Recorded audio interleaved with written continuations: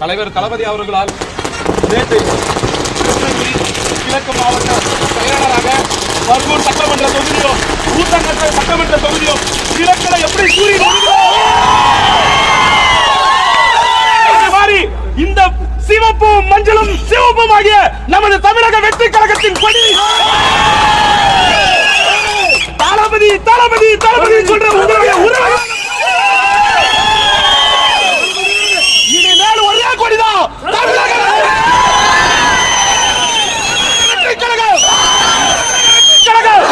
தமிழக வெற்றி கழகம் தமிழக வெற்றி கழகம் தலைவர் தளபதி தலைவர் தளபதி தளபதி இங்க எல்லாருடைய அன்புக்கும்